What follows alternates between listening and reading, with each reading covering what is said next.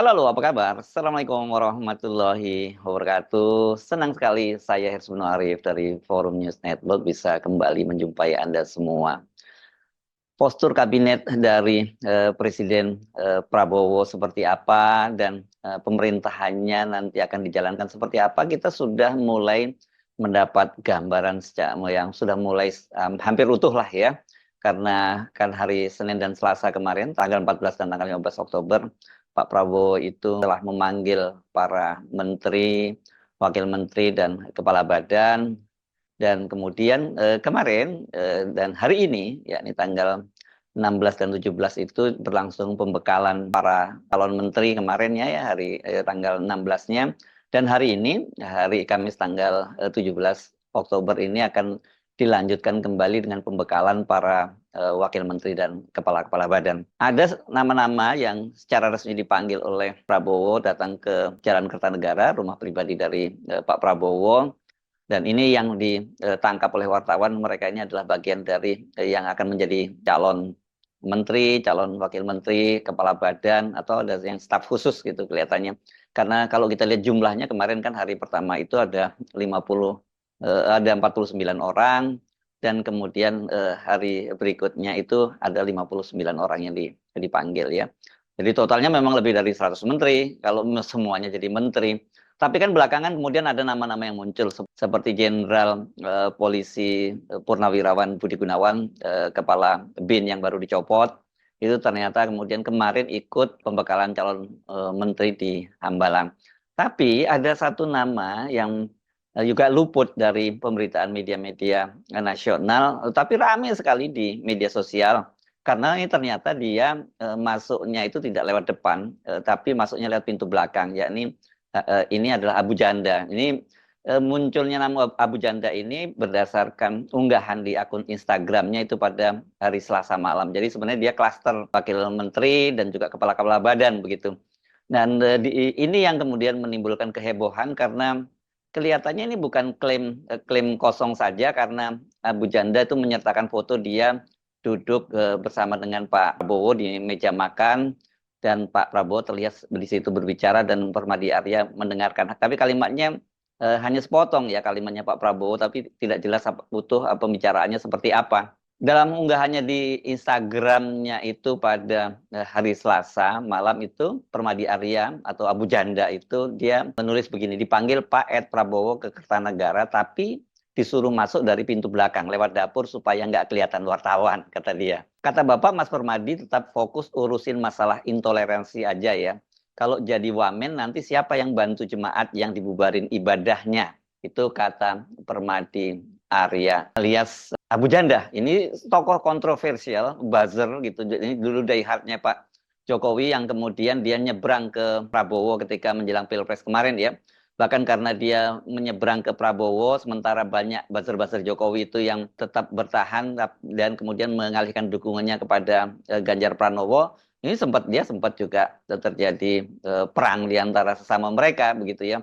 Tapi sekarang ini rupanya Abu Janda yang sukses, bahkan bukan hanya jadi buzzer, dia ini statusnya naik pangkat. Kalau tadi kata Permadi kan dia tidak jadi wamen, tapi dia khusus urusan masalah toleransi. Ini jadi semacam apa ya jabatannya? Mungkin staf khusus gitu ya, karena kalau badan rasanya nggak mungkin ada badan semacam itu ya. Nah, ini kalau saya baca di Instagram dia itu banyak sekali komentar-komentar. Ada yang mendukung Abu Janda, tapi ada juga yang mengecapnya. Yang sangat menarik itu adalah ada salah seorang followernya ini yang kemudian menyatakan diminta untuk dia jadi Menteri Agama saja. Dan jawaban dari Permadi Arya ini sangat menarik, atau Abu Janda kata dia, saingannya berat Ren, sambil dia memasang emoticon senyum.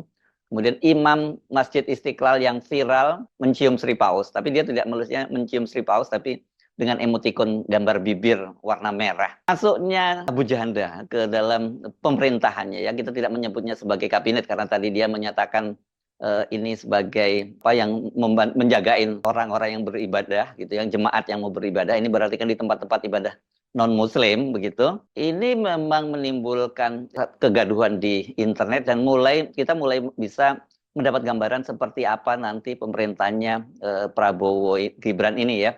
Karena kalau Permadi Arya ini selain dia dikenal sebagai orang yang suka ribut, terutama dengan kelompok-kelompok Islam di media sosial, walaupun sebenarnya Permadi ini juga beragama Islam, tapi dia kan juga dikenal belakangan ini sebagai pendukung garis keras dari Israel gitu.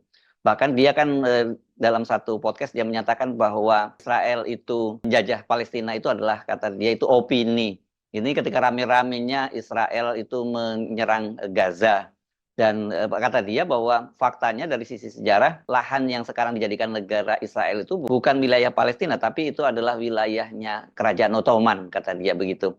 Nah, jadi ini memang figur yang sangat kontroversial. Bahkan yang menarik itu jejak digitalnya. Kalau kita lihat ke belakang, agak bertolak belakang karena dia ini dikenal sebagai pendukung Nazi, pengagum lah setidaknya Nazi itu. Ketika dia masih tinggal di Bandung, dia sering kongko-kongko di sebuah kafe tempat mereka-mereka yang jadi pengagum Hitler, dan dia juga sering, kalau sekarang menyebutnya anaknya itu apa ya, pakai pakaian itu jadi kayak cosplay gitu ya, pakai pakaian Nazi ya. Dan salah satunya kan sempat fotonya viral ketika dia mengacungkan tangan salam ala Nazi di samping foto dari Hitler.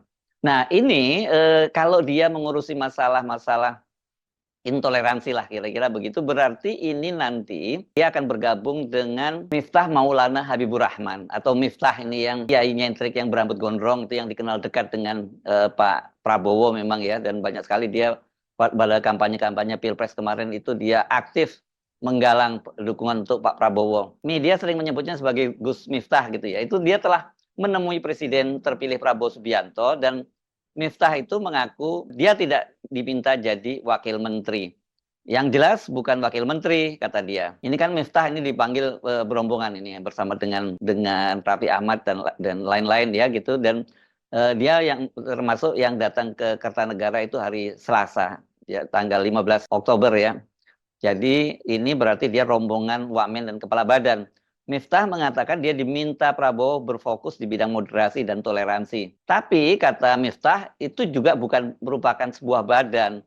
Saya kira mungkin seperti ini itu ya nanti posisinya Abu Janda ini ya, satu klaster dengan Miftah, karena tidak mungkin dia menjadi Menteri Agama seperti dia katakan, saingannya berat. Ini kan sudah kelihatannya calon Menteri Agamanya adalah Imam Besar Masjid Istiqlal, Profesor Nasaruddin Umar. Dan rupanya kalau kita cermati juga dari wawancara-wawancara wartawan kemarin, banyak sekali yang diundang oleh Pak Prabowo itu tidak semuanya menjadi menteri dan wakil menteri atau kepala badan. Karena ada orang-orang seperti musisi Yovie Widianto misalnya, ketika ditanya oleh wartawan setelah bertemu dengan Pak Prabowo, dia menyatakan bahwa posisinya itu juga bukan wamen. Kata dia mungkin lebih pada staf yang melekat pada presiden untuk memberi masukan. Jadi apa ini ya?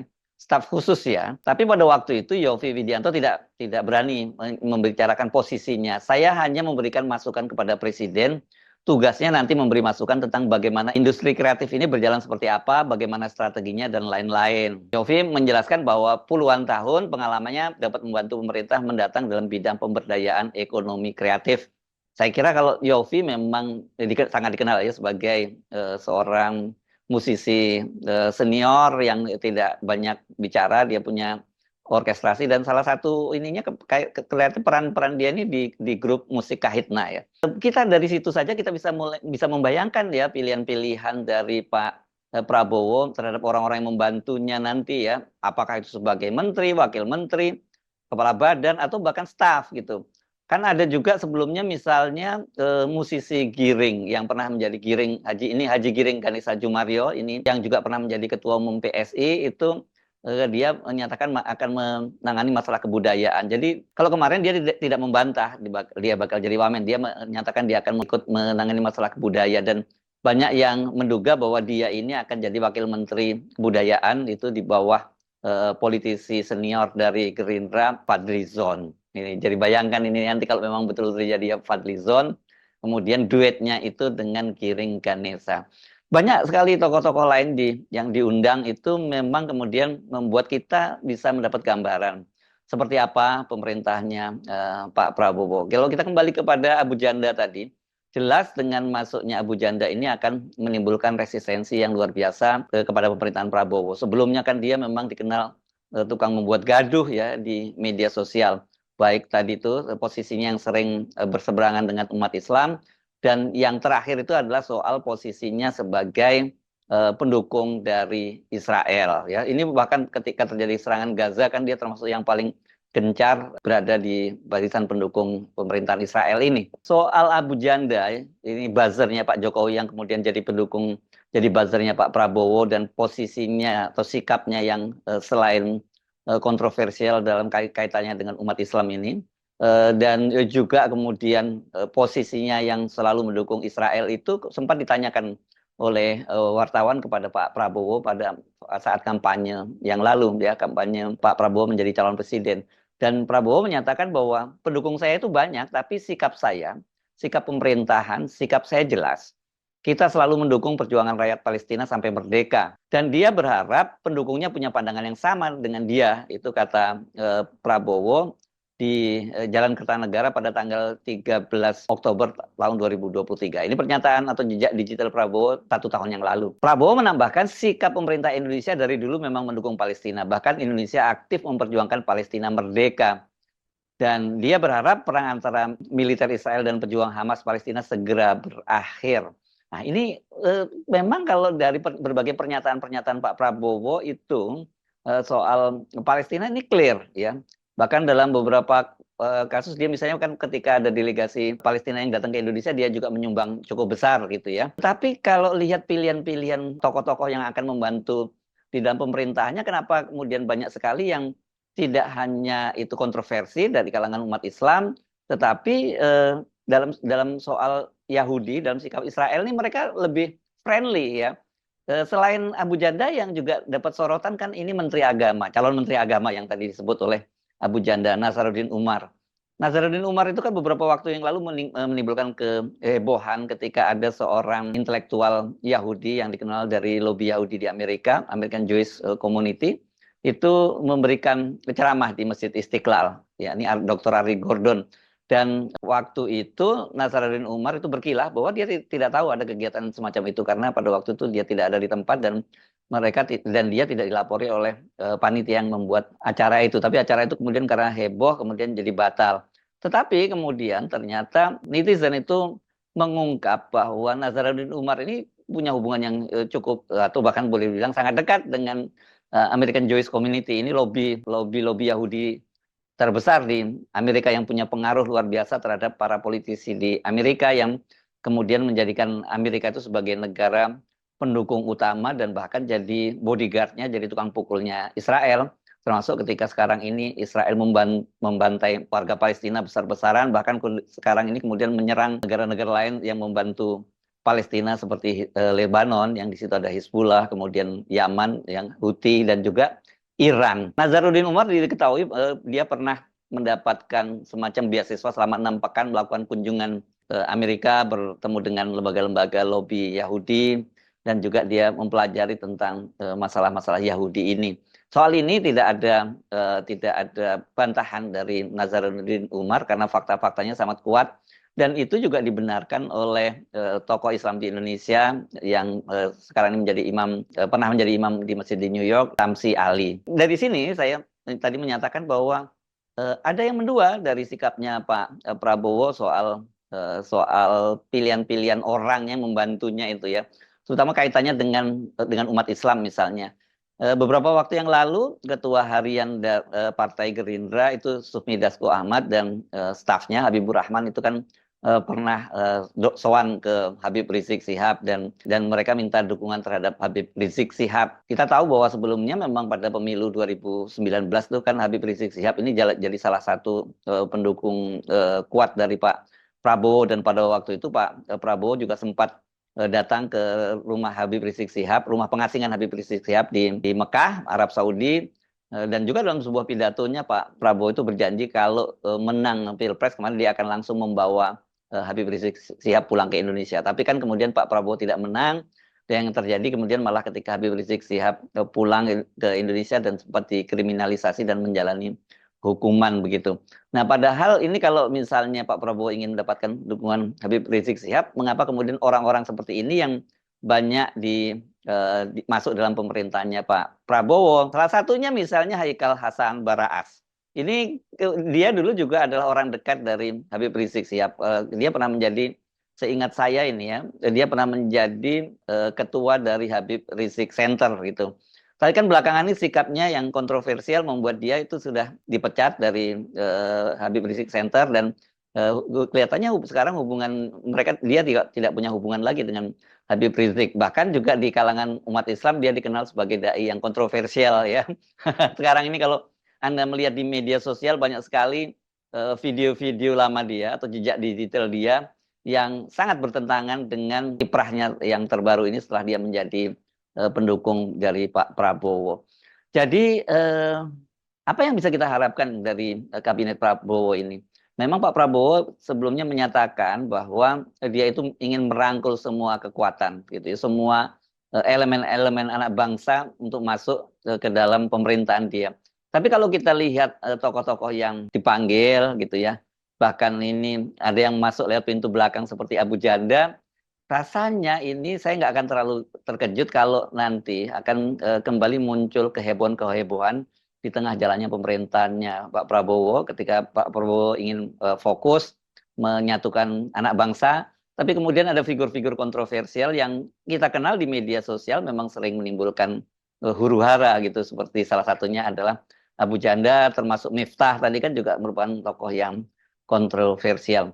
Jadi bagaimana Pak Prabowo akan mengorkestrasi pemerintahannya dengan susunan kabinet seperti sekarang ini, dan termasuk orang-orang yang nanti mungkin akan menjadi pembisiknya gitu. Kalau mereka tidak jadi wamen, tidak jadi menteri, tidak jadi kepala badan, berarti kan mereka ini ada semacam staf khusus gitu. Saya tidak tahu apakah namanya masih akan menggunakan staf khusus atau akan ada nama lain. Tapi apapun, kalau kita lihat tadi foto, bukan foto ya, video Abu Janda dan dengan Pak Prabowo, memang kelihatan dia sangat dekat ya. Dia duduk di meja makan di tepat di sebelahnya Pak Prabowo. Tapi dia beda dengan para menteri-menteri yang lainnya ya. Dia tidak, atau calon wakil menteri, dia tidak menggunakan batik warna coklat, tapi dia menggunakan batik warna marun gitu ya. Ada, ya tetap ada nuansa coklatnya dan lengkap dengan balkonnya. Jadi luar biasa ya ini Abu Janda dari seorang buzzer naik kelas menjadi pembantu. Saya tidak tahu nanti tepatnya apa, tapi yang jelas dia akan membantu Presiden Prabowo. Kalau tugas dia tadi untuk menjaga jemaat yang akan beribadah. Saya Hersubun Arif dari Forum News Network. Sampai jumpa lagi. Wassalamualaikum warahmatullahi wabarakatuh.